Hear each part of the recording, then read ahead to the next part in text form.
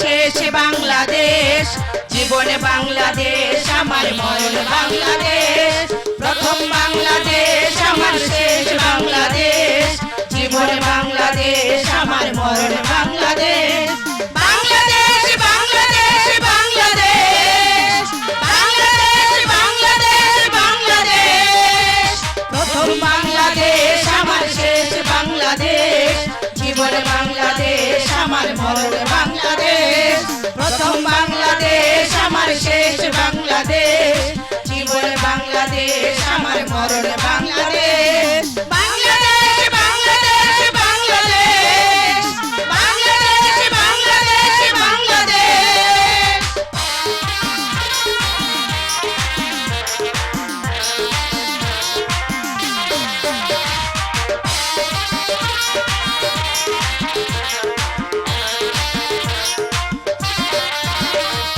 আমার আঙিনায় ছড়ানো বিছানো সোনা সোনা ধুলিকণা, মাটির মমতায় ঘাস ফসলে সবুজের ডালপালায়। আমার আঙিনায় ছড়ানো বিছানো সোনা সোনা ধুলিকণা, মাটির মমতায় ঘাস ফসলে সবুজের ডালপালায়। আমার তাতে হয়েছে স্বপ্নের বীজ বোনা, আমার তাতে হয়েছে স্বপ্নের বীজ বোনা। প্রথম বাংলাদেশ আমার শেষ বাংলাদেশ, জীবনে বাংলাদেশ আমার মরণ বাংলাদেশ। প্রথম বাংলাদেশ আমার শেষ বাংলাদেশ, জীবনে বাংলাদেশ আমার মরণ বাংলাদেশ। বাংলাদেশ বাংলাদেশ বাংলাদেশ, বাংলাদেশ বাংলাদেশ বাংলাদেশ।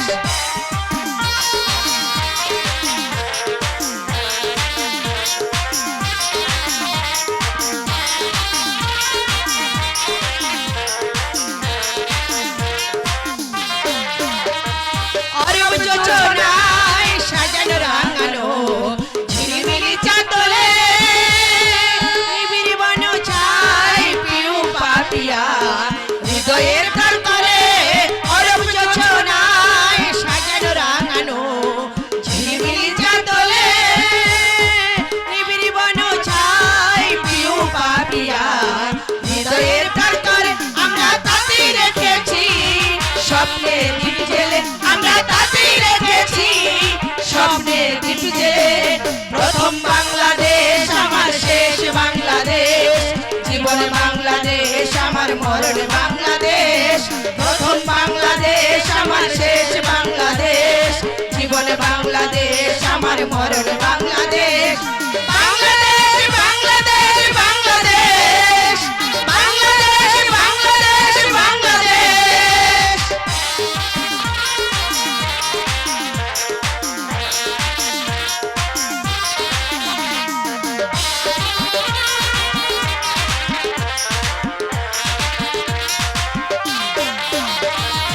আমার আঙিনায় ছড়ানো বিছানো সোনা সোনা ধুলিকণা, মাটির মমতায় ঘাস ফসলে সবুজের ডালপালায়। আমার আঙিনায় ছড়ানো বিছানো সোনা সোনা ধুলিকণা, মাটির মমতায় ঘাস ফসলে সবুজের ডালপালায়। আমার তাতে হয়েছে স্বপ্নের বীজ বোনা, আমার তাতে হয়েছে স্বপ্নের বীজ বোনা। প্রথম বাংলাদেশ আমার শেষ বাংলাদেশ, জীবনে বাংলাদেশ আমার মরণ বাংলাদেশ। প্রথম বাংলাদেশ আমার শেষ বাংলাদেশ, জীবনে বাংলাদেশ আমার মরণ বাংলাদেশ। বাংলাদেশ বাংলাদেশ বাংলাদেশ, বাংলাদেশ বাংলাদেশ বাংলাদেশ, বাংলাদেশ বাংলাদেশ বাংলাদেশ।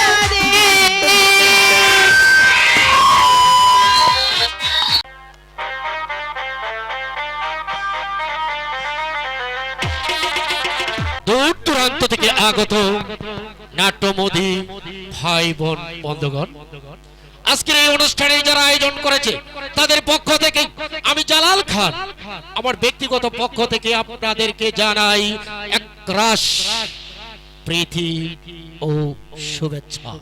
প্রিয় সুধী, আমি প্রথমে শ্রদ্ধার সাথে স্মরণ করছি বাঙালি রাখাল রাজা, যিনি 1936 সালে বগুড়া জেলার বাগমারি গ্রামে মনসুর রহমান ও জাহানারা খাতুনের গর্ভে দ্বিতীয় সন্তান হিসেবে কমল নামে যে শিশুটি বাংলার মাটিতে ভূমিষ্ঠ হয়েছিলেন, যিনি হাঁটি হাঁটি পা পা করে 1952 সালে বাংলাদেশ সেনাবাহিনীতে যোগদান করে চিফ অফ কমান্ডের দায়িত্ব পালন করেছিলেন, যিনি 1971 সালে চট্টগ্রাম কালোর ঘাট বেতার কেন্দ্র থেকে জীবনের ঝুঁকি নিয়ে স্বাধীনতার ঘোষণা দিয়েছিলেন। সেই স্বাধীনতার ঘোষক, আধুনিক বাংলার রূপকার, গণতন্ত্রের নায়ক, স্বনির্ভর বাংলাদেশের স্থপতি, বহুদলীয় গণতন্ত্রের প্রবক্তা, মুক্তিযুদ্ধের অধিনায়ক শহীদ প্রেসিডেন্ট জিয়াউর রহমানকে শ্রদ্ধার সাথে স্মরণ করছি। পাশাপাশি শ্রদ্ধার সাথে স্মরণ করছি বাংলাদেশের সাবেক 3 বারের প্রধানমন্ত্রী দেশনেত্রী আপুর সেন নেত্রী বেগম খালেদা জিয়াকে।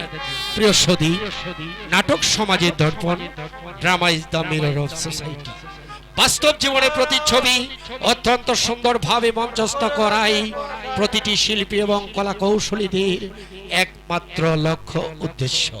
সেই লক্ষ্য উদ্দেশ্যকে সামনে রেখেই আজকের এই যাত্রাপালা।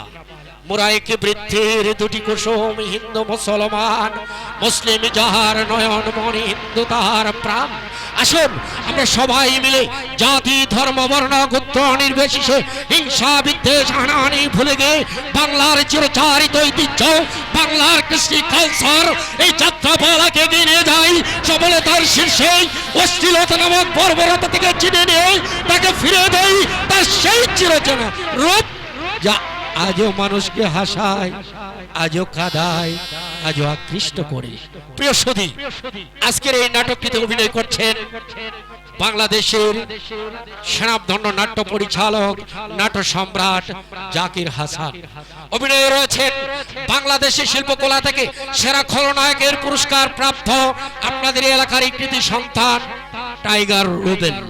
অভিনয়ে রয়েছেন দুর্দর্শ খলনায়ক পূর্বতলা থেকে আগত আজিজুল হক। অভিনয়ে রয়েছেন মোহনগঞ্জ থেকে আগত মইজুদ্দিন সাহেব। অভিনয়ে রয়েছেন প্রিন্স একলাস। রয়েছেন আপনাদের এলাকারই বর্তমান সময়ের সেরা জাগানো নায়ক গায়ক আখতারুজ্জামান সোহাগ সাহেব। অভিনয় করছেন নিবাস বাংলাদেশের সেরা কৌতুক সম্রাট নিবাসশীল। অভিনয় রয়েছেন সুদূর বরিশাল থেকে আগত বাংলার যাত্রা লক্ষ্মী নায়িকা গায়িকা পূরবী দত্ত। গোপালগঞ্জ থেকে আগত মমতা পণ্ডিত কেয়াবালা। ময়মনসিংহ থেকে আগত নায়িকা গায়িকা ওরি। প্রিয় সুধী, আমরা শুরু করতে যাচ্ছি অধরজনী যাত্রাপালা। চলুন উপভোগ করুন অধরজনী যাত্রাপালা।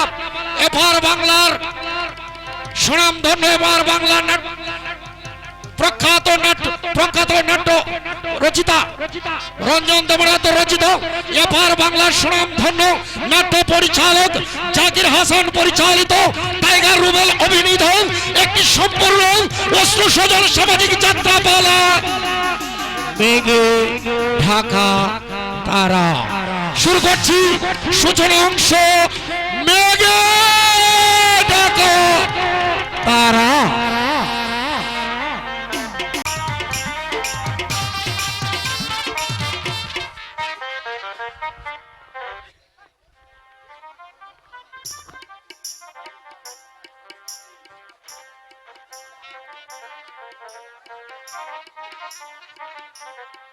এই আমার পর্ণকুটি, আজ থেকে এবারের শোভাশোভের সমস্ত দায়িত্ব তোমার। জানো প্রভা, আমার প্রথম স্ত্রী মারা যাবার পর এই প্রথম আমি অন্দরমহলে প্রবেশ করলাম। লোকজন তো অনেক দেখছি, তোমার আপনজন কেউ নেই?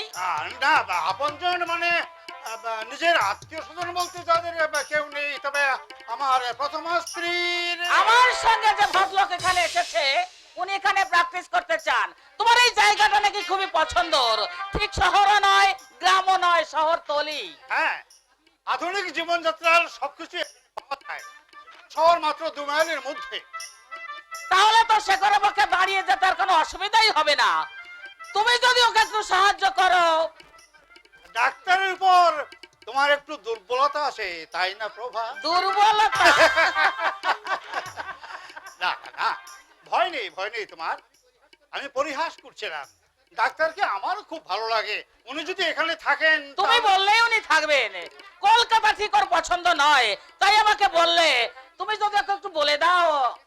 তোমার আদেশ কি আমি কখনো অমান্য করতে পারি? কথাই বলে যে বৃদ্ধস্ব তরুণী ভার্যা প্রাণব্যাপী গড়িয়সী। তার মানে তুমি বুঝি বুড়ো? না না, বুড়ো না হলেও কর্তা বাবু, হ্যাঁ? কর্তা বাবু, হ্যাঁ? কর্তা বাবু, কি? এই যে দেখুন, খোকা বাবু ইংরেজিতে নিজের নাম, বাপের নাম, জেলা সব লিখে ফেলেছে। মাস্টার মশাই বলেছেন বড় হলে দাদা বাবু নাকি জজ ম্যাজিস্ট্রেট হবে। যা বলছি আরে দেখুন না একবার, দেখুন না কি লিখেছে। এই যে ইংরেজি কবিতা গড় গড় করে বলে যাচ্ছে। যা এই 5 বছরের ছেলে এই বয়সে বড় হলে এই ছেলে একেবারে জজ ম্যাজিস্ট্রেট হবে। এই দেখুন না বাবু, বাবু দেখুন না ইংরেজিতে নিজের নাম। বলছি এই 5 বছর বয়সে ইংরেজিতে নিজের নাম লিখে ফেলেছে। বড় হলে মাস্টার মশাই বলেছে বড় হলে এই ছেলেরা কি জজ ম্যাজিস্ট্রেট হবে।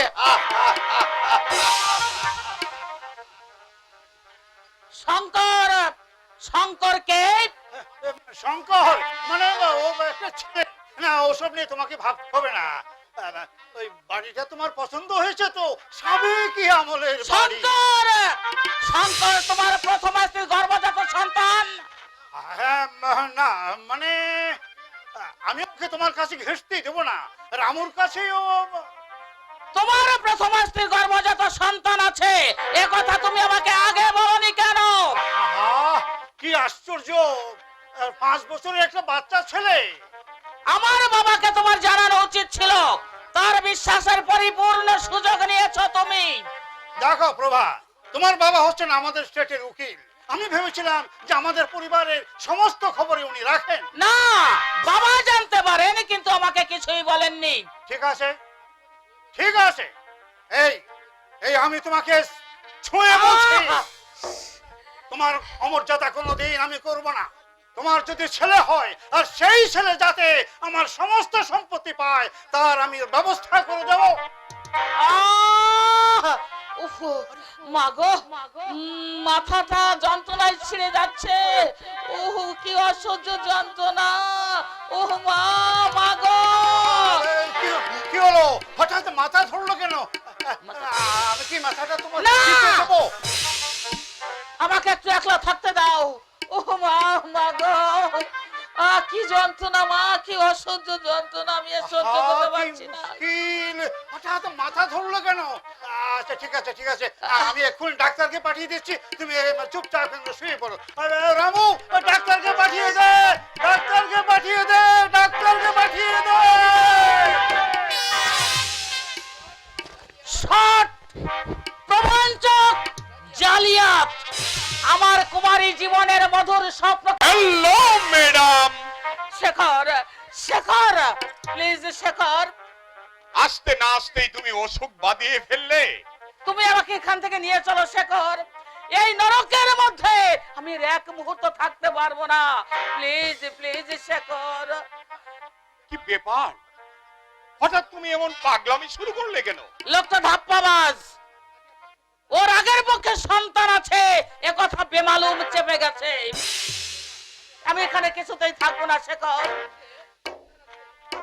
সন্তান আছে? হ্যাঁ, 5 বছরের একটা বাচ্চা ছেলে। যাই হোক, এই সন্তানের কথা কি তোমার বাবা জানতেন না? বোধহয় বাবা জানতেন না, আর জানলেও আমাকে কিচ্ছু বলেনি। বড় বড় মাছ আর ঝুড়ি ঝুড়ি আম খাইয়ে ওই লোকটাকে ভজিয়েছিল। শেখর, শেখর, তুমি তুমি তো একদিন আমাকে বিয়ে করতে চেয়েছিলে শেখর। বাস্তব নয়, আজও তোমাকে আমি ভালোবাসি। সত্যি? তাই যদি হয় তাহলে এই নরক থেকে তুমি আমাকে নিয়ে চলো। আমি তোমার হাতে ধরে হাঁটা ছেড়ে দাও, কেউ দেখবে। দেখো, আমি কাউকেই পরোয়া করি না। আমার মধুর স্বপ্ন যে ব্যর্থ করে দিয়েছে। তুমি তো জানতে বীরেন বাবু আগেও একবার বিবাহ করেছিলেন। হ্যাঁ জানতাম, কিন্তু সন্তান আছে এটা কি জানতাম? আচ্ছা ঠিক আছে, আমাকে একটু ভাবতে দাও, ভাবতে দাও। 5 বছরের ছেলে। হ্যাঁ, আচ্ছা, ছেলেটাকে যদি শেষ করে দেওয়া যায়, পুলিশের ঝামেলা হবে না তো? ঝামেলা।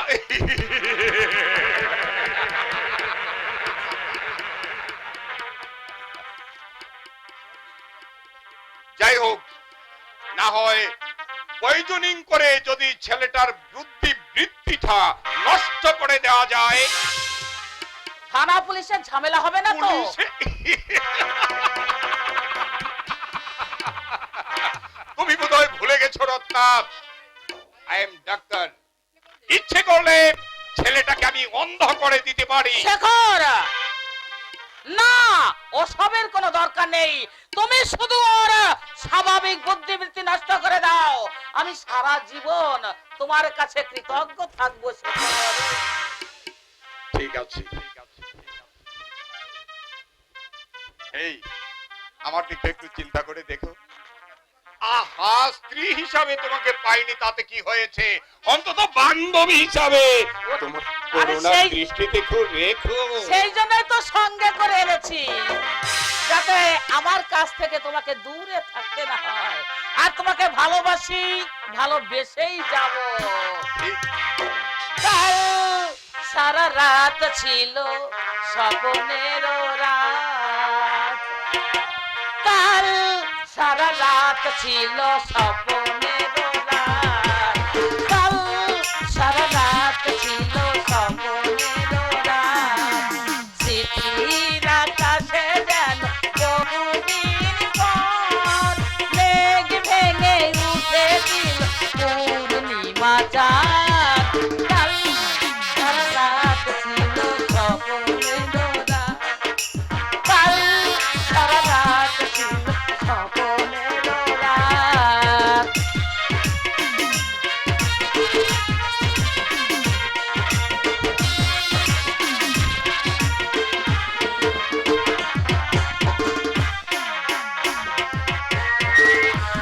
তারা নিযুক্ত দেবেন।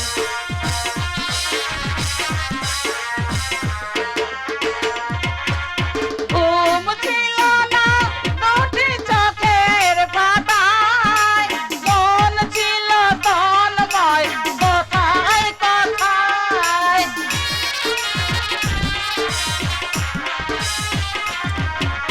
ঘুম ছিল না দুটি চোখের পাতায়, মন ছিল তন্ময় কথায় কথায়। চাঁদ মুখী চাঁদে কেটে গেল রাত, কাল সারা রাত ছিল স্বপ্নের রাত, কাল সারা রাত ছিল স্বপ্নের রাত।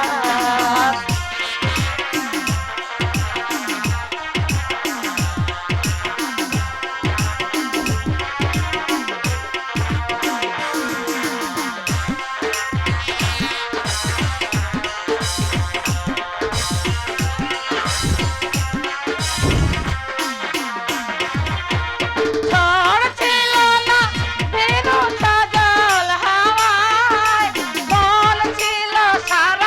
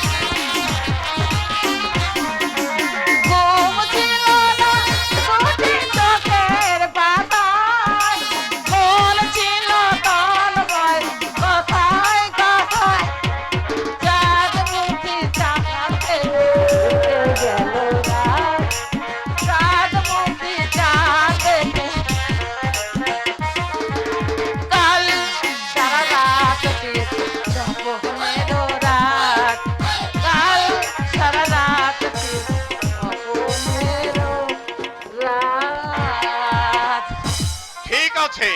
তাহলে ছেলেটাকে সব সময় আদর করবে। বিমাতার বিষদৃষ্টি যেন ওর উপর কোন রকমে না পড়ে, এই সবাই জানবে। ওই বিমাতার এই ছেলের উপর তোমার অসীম মমতা। হ্যাঁ, এক কাজ করো, আমি এখানে দাঁড়িয়ে আছি, তুমি যাও রামুকে নিয়ে ওই বাচ্চা ছেলেটাকে নিয়ে এসো। ওকে আমি একটা ইনজেকশন করে ওর বুদ্ধি বৃত্তিটা নষ্ট করে দেব। আমি এক্ষুনি যাচ্ছি। যাও।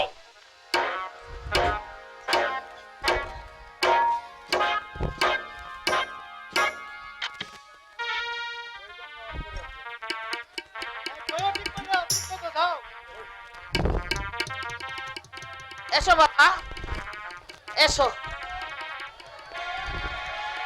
এসো বাবা। জানো, তোমাকে আমি খুব ভালোবাসি। এসো। এই ছেলে হ্যাঁ, এই তো বীরেন বাবুর আগের পক্ষের ছেলে।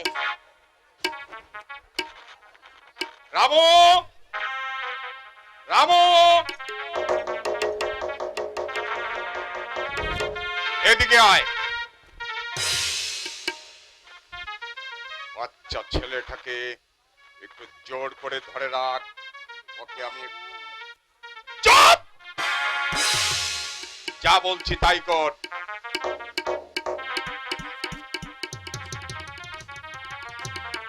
ধর। না না না না না না, জোরে কর না।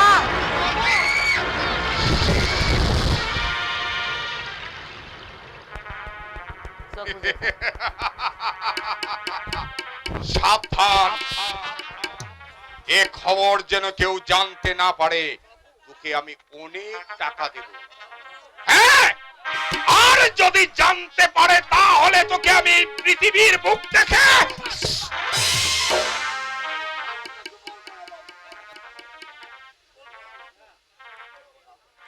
নে, বাচ্চাটাকে নিয়ে চলে যা।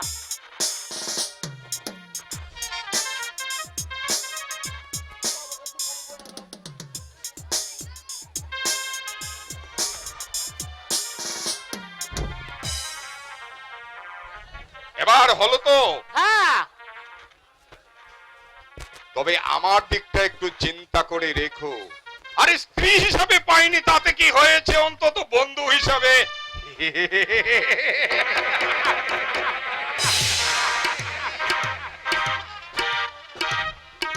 না!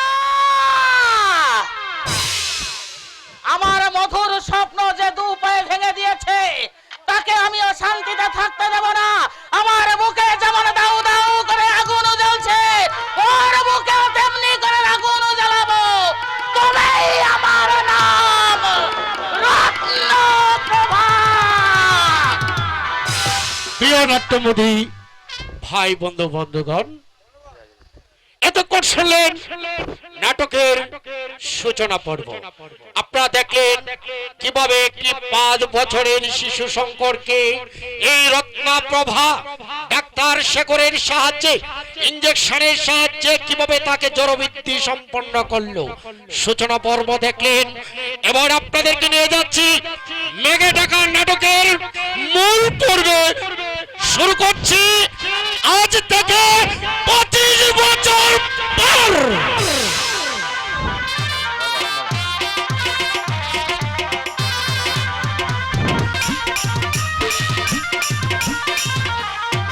কার হুকুমে জমিদারের খাস জমিতে বাড়ি তুলেছ?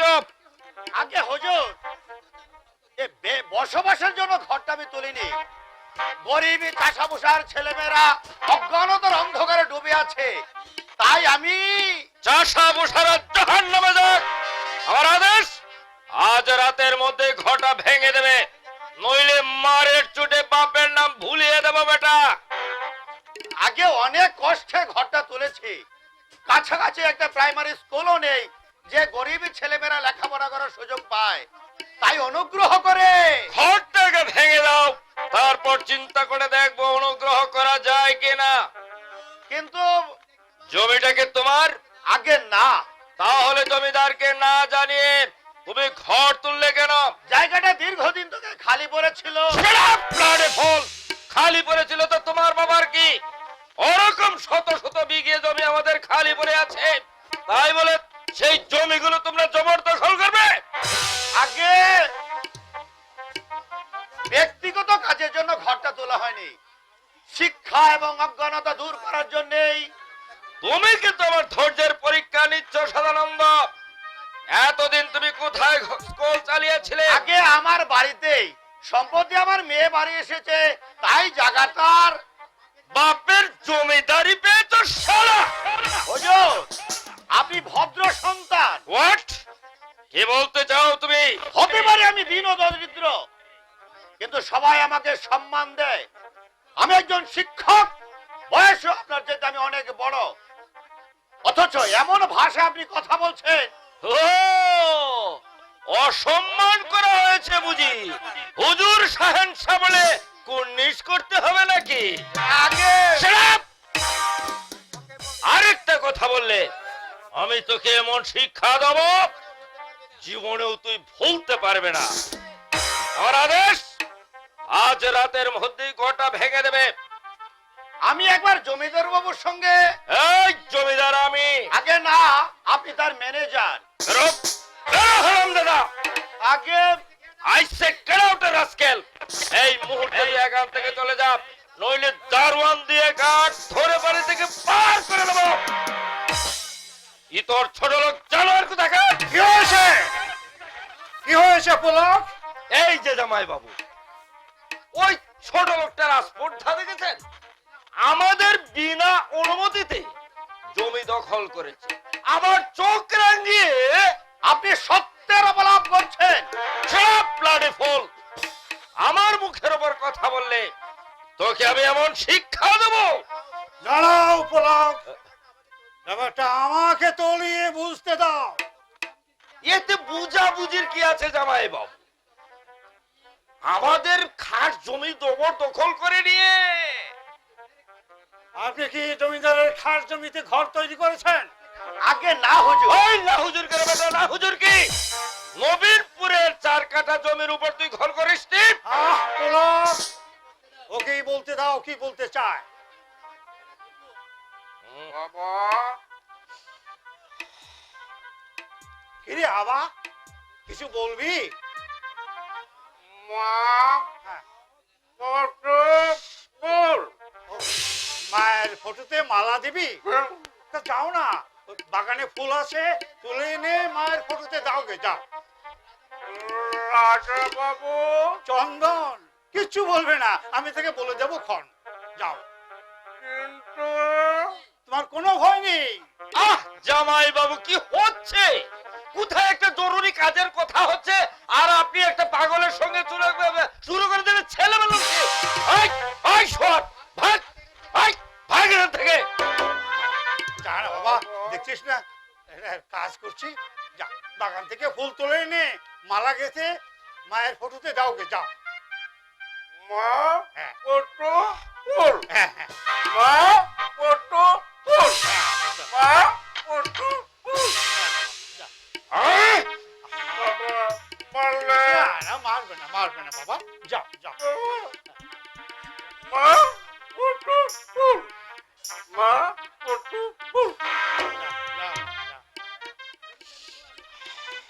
জমিটার উপর একটা স্কুল করেছি হুজুর, ব্যক্তিগত কাজের জন্য নয়, গরিব প্রজাদের।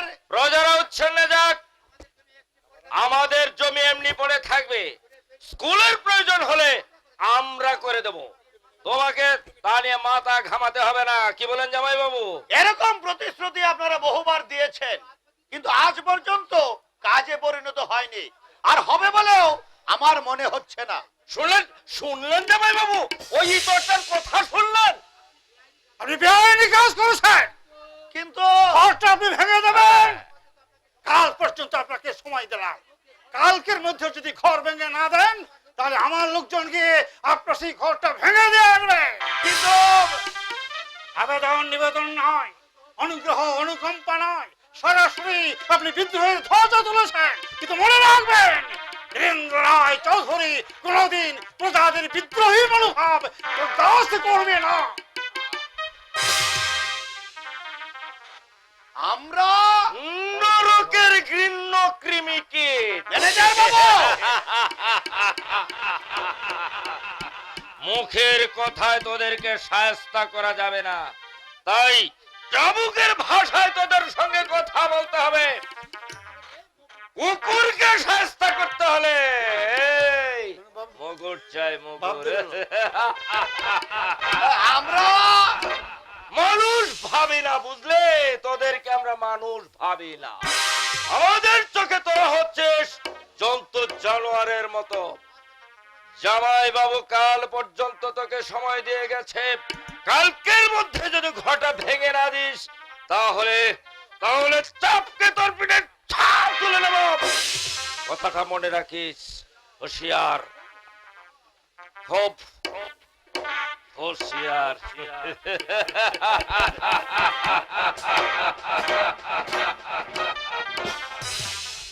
বাবুদের চোখে আমরা জন্তু জানোয়ার। যে চাষা ভূষারা কঠোর পরিশ্রম করে প্রতিষ্ঠিত করে যে সভ্যতার বুনিয়াদ, তাদের কথা কেউ ভাবছে না, কেউ ভাবছে না, কেউ ভাবছে না।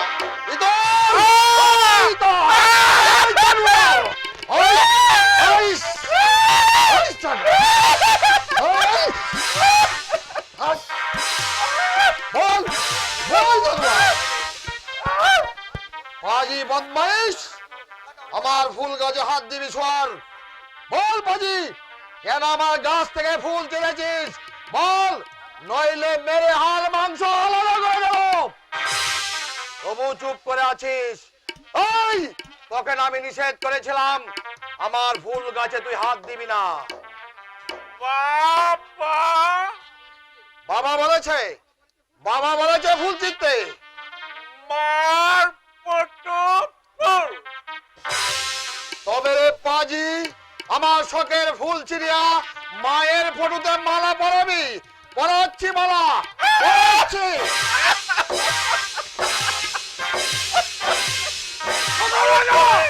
তোমার পায়ে ধরে টোটালাটা আমি আর করবো না। ও মা, মা গো!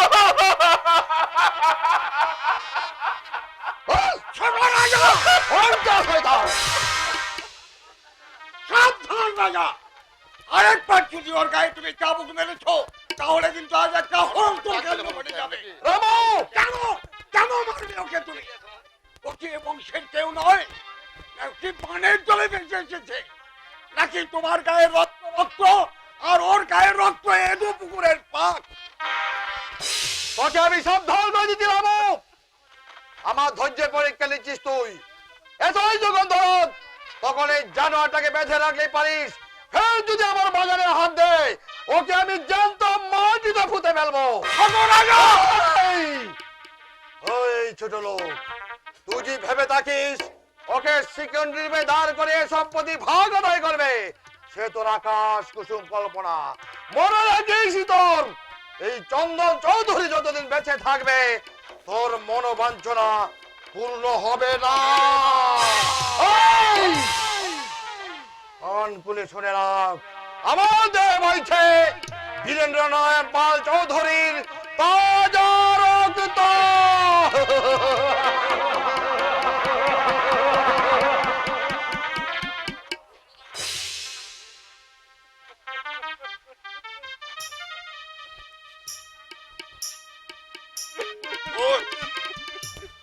ও শতভাগা, ওঠ!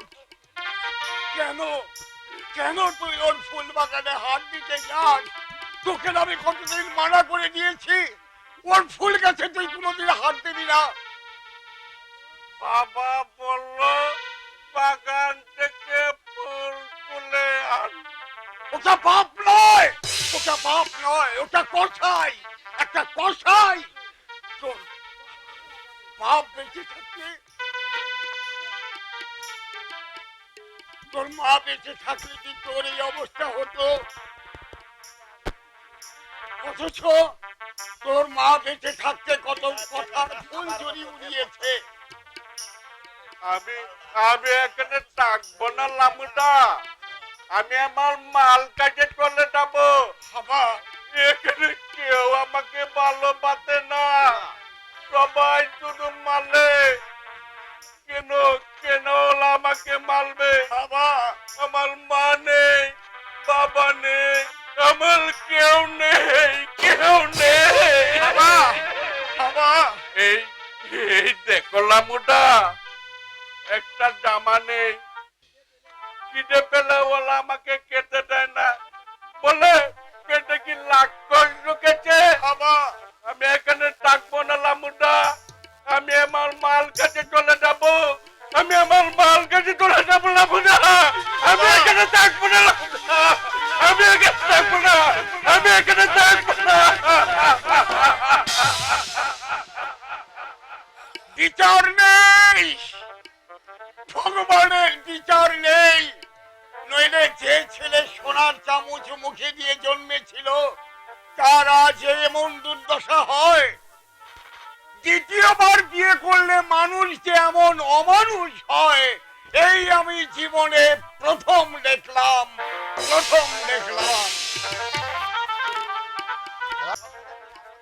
ঝগড়াঝাটি না করে ঘরটা ভেঙে দেওয়াই উচিত। না বাছো, অশুভ শক্তির কাছে আমি মাথা নত করব না। আমি তো কিছু অন্যায় করিনি, জায়গাটা দীর্ঘদিন ধরে খালি পড়ে আছে। কিন্তু মাস্টার মশাই, আমি যদি নিজের জন্য ঘর করতাম নিশ্চয় আমি ভেঙে দিতাম। গরিব ছেলেমেয়েরা লেখাপড়া শিখবে, তাতে পরাবাদ সাধবে কেন? কথা কি জানেন মাস্টার মশাই, ওরা ধনী, এই, এই। অর্থের অহংকারে ওরা আমাদেরকে মানুষ বলে গণ্য করে না। ওদের চোখে আমরা চাষাবাস হলাম যন্ত্র জানোয়ারের সামিল। এই বৈষম্যের প্রতিবাদ করতে হবে পাঁচু, ওদেরকে বুঝিয়ে দিতে হবে ধন ঐশ্বর্য মানুষ বাবার মাপকাঠি নয়। লেখাপড়া শুধু ধনীর ঘরে সীমাবদ্ধ নয়, গরিবের ছেলেরা যদি লেখাপড়ার সুযোগ পায় তাহলে ওরা 10 জনের একজন হয়ে উঠতে পারে। কিন্তু হাড় ভাঙা পরিশ্রম করে তোমরা ফলাচ্ছ ফসল, অথচ তোমাদের পেটে নেই ভাত, পরনে নেই কাপড়, নেই মাথা গুজবার একটা ভদ্র আস্তানা। এর প্রতিকার চাই। নাই রে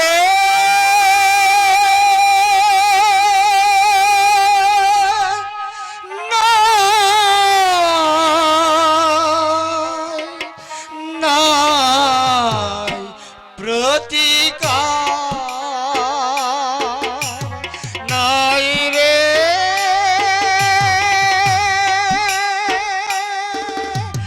নাই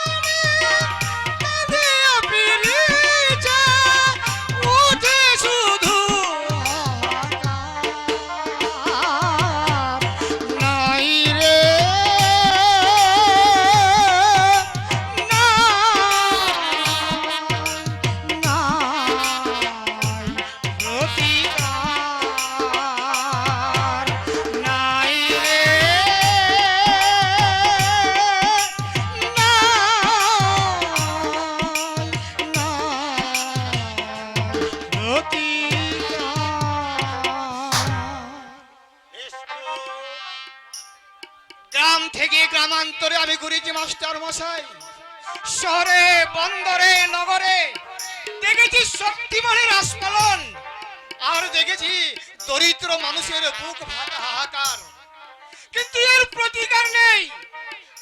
যুদ্ধার জমিদার মহাজনদের কবল থেকে বাংলার হতভাগ্য চাষীদের মুক্তি নেই, মুক্তি নেই, এর কোনো প্রতিকার নেই। নাই রে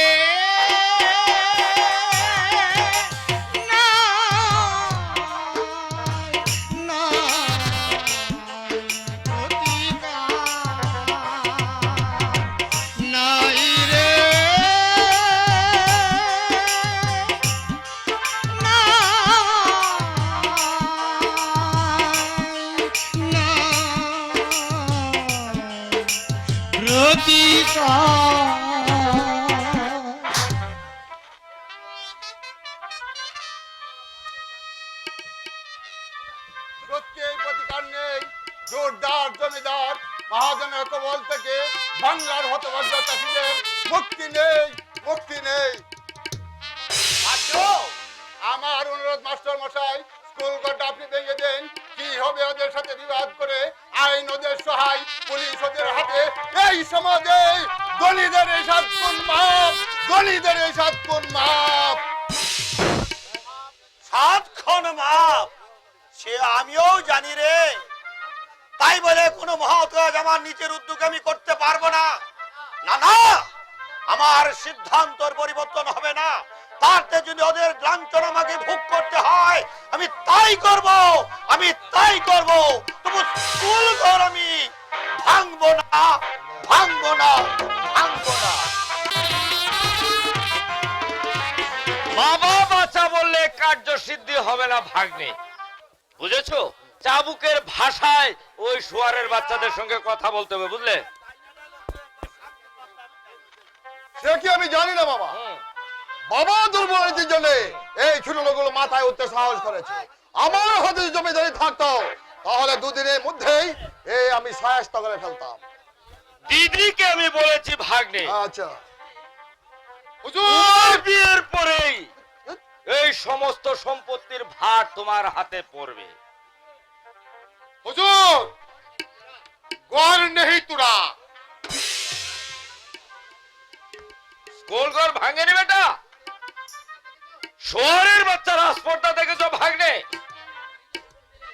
জামাই বাবু নিজে হুকুম দিলেন কালকের মধ্যে ঘটা ভেঙে দিতে, আর সারা শুয়ারের বাচ্চা এখন পর্যন্ত ভাঙলো না। আচ্ছা লোকটার নাম কি মামা? সদানন্দ ঘোষ। এই বাড়ি? হ্যাঁ। আচ্ছা ডাকো তোমার ডাকে, দেখি কোন তেল হয়েছে হারাম জাদার। রাম কাহার। জি হুজুর। ডাকো ডাকো ওই শালাকে। এ সদা, এ শালা সদা ঘোষ। মাস্টার মশাই বাড়ি নেই। তুই কে? আগে আমি বিলাস, মাস্টার মশাইয়ের কাছে আমি পড়ি। পরে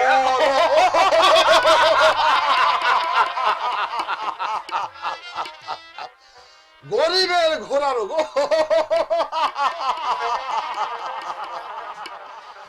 লেখাপড়া শিখে জজ ম্যাজিস্ট্রেট হবে। এই তোরা লেখাপড়া শিখে হাকিম পেয়াদা হয়ে গেলে আমাদের জমিগুলো গতি কি হবে? এই সদাবেটা কোথায় গেছে জানিস? না মামা হ্যাঁ নিশ্চয়ই শহরে বাচ্চা ভয়ে পালিয়েছে। হ্যাঁ পালিয়ে গেছে। হারামিকে ধরতে পারলে এমন মাল দেব না। আপনি গালাগাল দিচ্ছেন কেন? ওই ওই ওই শহরে বাচ্চা কি বললি? মাস্টার মশাইকে গাল দিচ্ছেন কেন? ও মামা উনি এক্ষুনি আসবেন, যা বলবার। এই কার সঙ্গে কথা বলছিস জানিস শুয়ারের বাচ্চা? দেবো দেবো নাকি শুয়ারের বাচ্চাকে আচ্ছা করে জুতিয়ে? গালাগাল দেবেন না বলে দিচ্ছি। মামা কি বললে? কি বললে? তোমার পাজি বল, আরে কখনো বলবে বলবে? সাবধান! কারণ স্যার বলছে কি ভেবেছেন আপনারা জমিদার হয়েছেন বলে যা খুশি তাই করবেন? বড় যে লম্বা লম্বা বুলি দিতে শিখেছ। ওই জানো আমি কে? না, আপনাকে চিনবার দুর্ভাগ্য আমার হয়নি, তবে মুখের ভাষা শুনে মনে হচ্ছে আপনি কোনো ভদ্র সন্তান নন। কি বললি? বললে নাই তোর, বলুন কি বললে? আমাদের মতো ব্যবহার করলে কান ধরে ভদ্রতা শিখিয়ে দেবো। মামা, ওকে চুপ করতে বলো মামা, ওকে চুপ করতে বলো, নইলে এমন শিক্ষা আমি ওকে দেব। শিক্ষা দেবে? হ্যাঁ, শিক্ষা দিয়ে দেব। তোমার মতো বদমাইশ মেয়ে মানুষকে আমি মেয়ে মানুষ নাই তোর, বড় ভদ্র মহিলা, আমি একটা শিক্ষিত দুপে জানোয়ার। মামা তবে রে শয়তানি, জুতিয়ে তোর মুখ যদি আমি না ভেঙেছি। মারো জুতো, মারো, আমিও দেখতে চাই কোন হাত দিয়ে তুমি আমাকে জুতো মারবে। কেন মারো জুতো? মামা আচ্ছা, এই অপমানের প্রতিশোধ যদি আমি না নিতে পারি, আমিও সেই শুভ দিনের প্রতীক্ষায় থাকবো।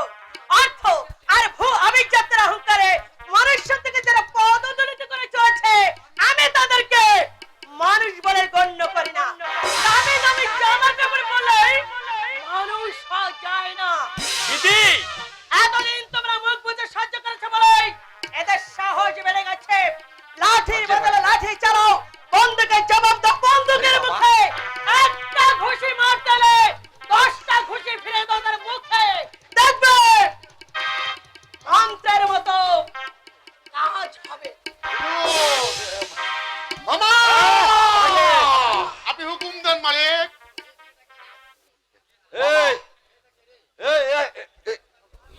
মেয়েটা কে রে? আজ্ঞা হুজুর, মাস্টার মশাইয়ের মেয়ে। সদানন্দের মেয়ে? একটা স্কুল মাস্টারের মেয়ের এত স্পর্ধা? বলে কি আমার ভাগ্যের কান ধরে মন্ত্রটা শেখাবে? আজ্ঞা হুজুর, ইংরাজি বাংলার বাইরে মানুষ হয়েছে। আমাদের বাড়ি বাগলপুরে, সেখান থেকে সে বিয়ে পাশ করেছে। বাঙালি মেয়েদের মতো মারকে কাঁদবার মতো মেয়ে, ইন্দ্রানিধি নয়, ইন্দ্রানিধি নয়। মামা মামা অপমানে আমার সমন্ততে আগুন ধরে গেছে মামা। বাড়ি চলো ভাগলে, বাড়ি চলো। যেভাবে হোক ওই অপমানের প্রতিশোধ আমাদের নিতেই হবে ভাগলে, নিতেই হবে। हुकुम दीजिए मालिक। हुक्की को लड़की के पाकिया। স্কুল ঘরটা ভেঙে দিয়ে সালামকার, কেউ যদি বাধা দেয় তার মাথা নেবে। ঠিক মালিক। দায়িত্ব আমার। চন্দ্র চৌধুরী আর যাই কিছু করুক, এই ছোট লোকের চোখ রাঙানি সহ্য করবে না। जी ना। বাট চন্দন মামা হ্যাঁ মামা হ্যাঁ আমি হ্যাঁ। আমি ওকে চরম শিক্ষা দিতে চাই মামা। তার জন্য যদি 10,000, 20,000, 50,000 টাকা খরচ হয়, আমি মামা পিছপা হব না। জ্বলে যাচ্ছে মামা, যাচ্ছে। অপমানের জ্বালায় বুকটা আমার জ্বলে পড়ে ছাই হয়ে যাচ্ছে। তুমি কিন্তু ভেবো না ভাগলে। ভাগ্নে। একটা কথা মনে রেখো মামা, হ্যাঁ, বলো ভাগ্নে। আমার দেহে বইছে বীরেন্দ্র পাল চৌধুরীর তাজা রক্ত।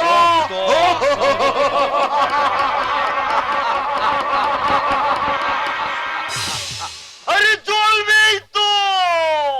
একটা ছোট লোক চাষার মেয়ে বলে কিনা কাম ধরে ভদ্রতা শেখাবে। খালা হুজুর, ভাবতা কেন রাম কাহার, আমি তো সঙ্গেই থাকেগা। কেউ বাধা দিতে আসেগা, মেরে ফেলাগা। हुकुम जा। दीजिए मालिक। লাগে 10-20 হাজার ওই পুলিশকে দেখা, বুঝা? শালা আমার সঙ্গে মামলা দেখিয়ে দেগা ওই শালা মাস্টারকে দেখিয়ে দেগা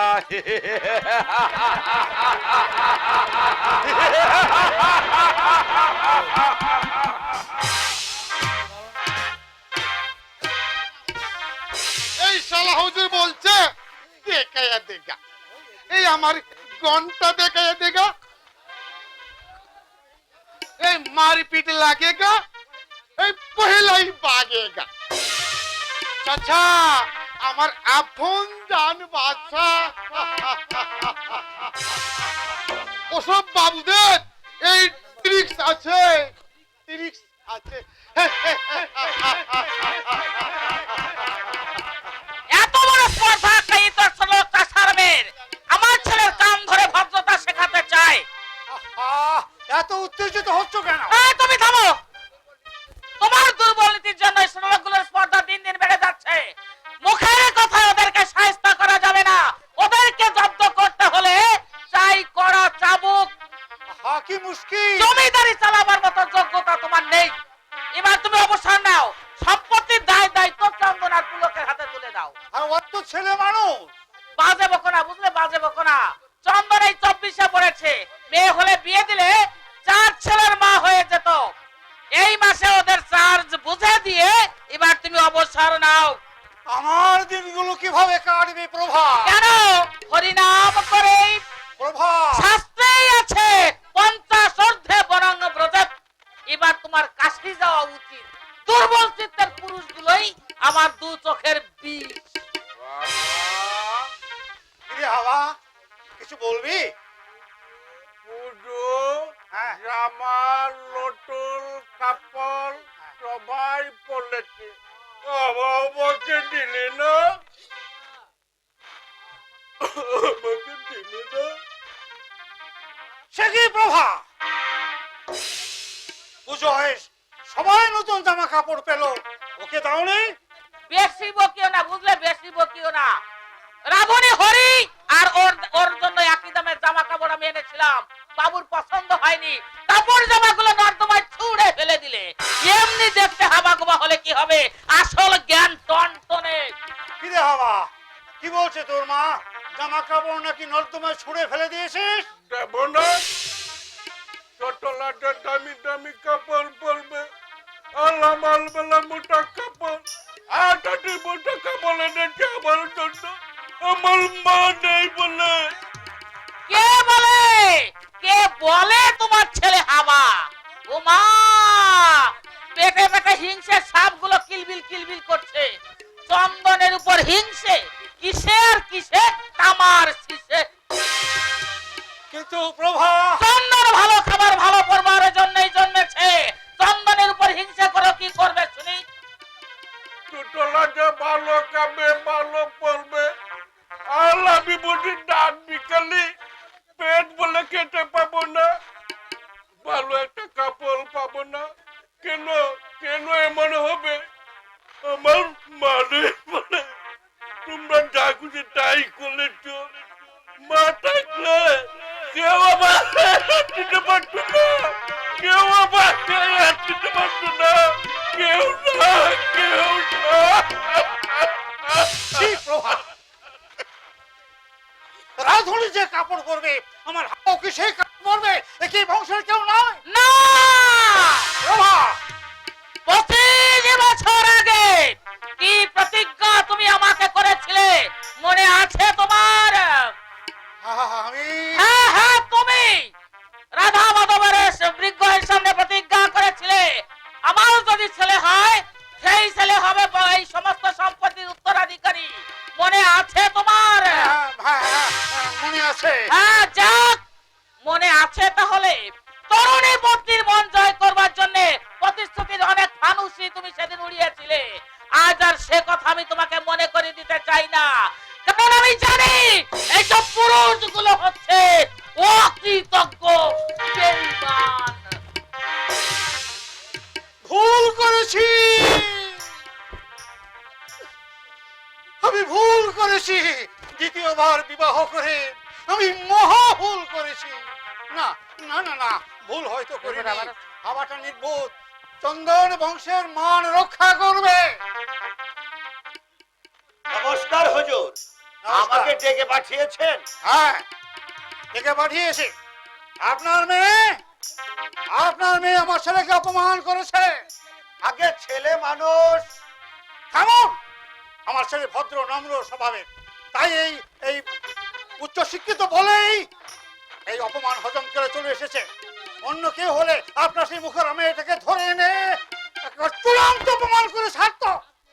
আগে ছোট বাবু নাকি কুৎসিত ভাষায়। থামুন! বাজে কথা একদম বলবেন না। আমার ছেলেকে আমি ভালো করে চিনি। আমি চাই আপনার মেয়ে আমার বাড়িতে এসে আর চন্দনের পায়ে ধরে ক্ষমা চেয়ে নিক। কিন্তু ইন্দ্রা, না, মার্জনা চাইবার কোনো প্রয়োজন নেই। কিন্তু প্রভা, আমার ইচ্ছা ওই সর্বগুণ সম্পন্ন মেয়েটি আমাদের পুত্রবধূ হয়ে আমাদের বাড়িতে আসুক। কি বলছো প্রভা? হ্যাঁ, তোমার কি মতি ভ্রম হয়েছে? আমার পুত্রবধূ হয়ে আসবে একটা চাষার ঘর থেকে? যদি যোগ্যতা থাকে তাহলে আসতে দোষ কি? দরিদ্র হলো ওরাও তো মানুষ। কিন্তু আপনার মতামত আমি কিন্তু এখনো জানতে পারিনি। আমার ছেলের সঙ্গে বিয়ে হলে মেয়ে আপনার অসুখী হবে না। আপনি কি আমার সঙ্গে পরিহাস করছেন? পরিহাস? আমি দীনদরিদ্র স্কুল মাস্টার, আমার মেয়ে আপনার পুত্রবধূ হবে এই যে আমি ভাবতেই পারছি না। 3 দিন পরে একটা লগ্ন আছে, সেই লগ্নে আপনি বিয়ের ব্যবস্থা করবেন। টাকা পয়সার জন্য আপনাকে ভাবতে হবে না। আমার নাম করে সেরেস্তা থেকে আপনি 10,000 টাকা নিয়ে যাবেন। তুমি এখনো ভেবে দেখো প্রভা। না ভেবে আমি কখনো কোনো কাজ করি না। যে মেয়ে জমিদারের ছেলের সঙ্গে পাল্লা দিয়ে কথা বলতে পারে তার যোগ্যতার পুরস্কার দেওয়া তোমারও উচিত।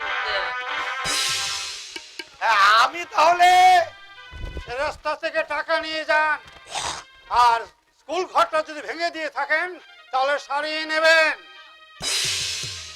স্ত্রীয়াঙ্গ চরিত্র দেবানা জানন্তি কুত মনুষ্য। কোথাও আপনার কঠোর শাস্তি হওয়া প্রয়োজন, সেখানে পেয়ে গেলেন অভাবনীয় পুরস্কার। সত্যি সত্যি আমি এতটা প্রত্যাশা করিনি। ইন্দ্রাণী, আমার ইন্দ্রাণী জমিদারের পুত্রবধূ হবে এ আমার কল্পনার বাইরে। মানুষের উপরটা থেকে বিচার করা সত্যি মহাপাপ, সত্যি মহাপাপ।